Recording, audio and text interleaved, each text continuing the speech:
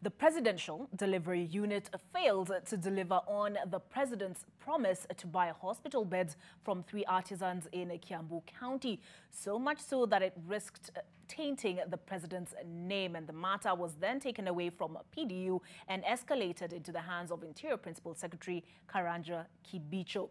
It has been a long time coming. After months of frustration for the 3 artisans, they finally delivered the first tranche of the beds. Anita Nkonge, who has been on the story, takes us through the drama that moved from bed to worse and lays out the current status, I beg your pardon, of the situation. July 2020, Githunguri, Kiambu County. Senior officials from the Presidential Delivery Unit paid a visit to Mungai Gathogo, Joseph Kamau and Paul Wangaroro's workshop, saying President Uhuru Kenyatta had sent them to order 500 beds from the trio after photos of their enterprise went viral on social media.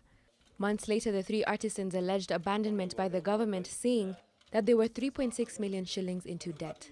After the news caused uproar, PDU Director Andrew Wakayu was back, but with a different tone and narrative. We are engaging with a felon.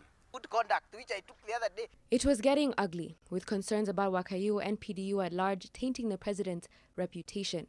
The matter was escalated to salvage the situation.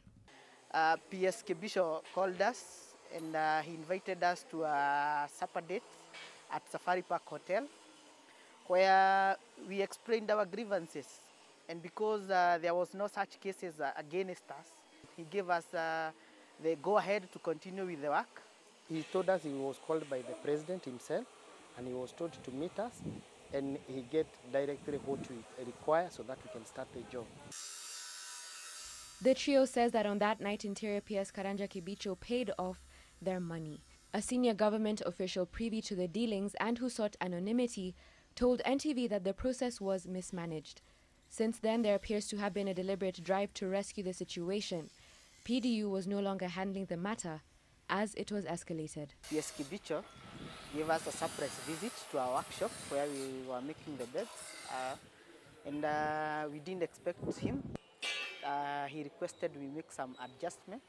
8 months on, 170 beds were officially handed over to the government to then be distributed to various county hospitals. When they narrated to me their predicament, I decided that our training money in our budget as Ministry of Interior will now go to training these ones. And we made a decision as a ministry that we are going to support these young people to actualize making of the beds. Each county will get 10 of the beds and Nairobi County will receive 40. The remaining 330 beds are still being made. It's through NTV that the news reached the light, people like the president and his PS, and that is how the project was unlocked. What started out as a dream project quickly turned into a nightmare, but now finally it's a dream come true. These local artisans can eventually say that they delivered their project.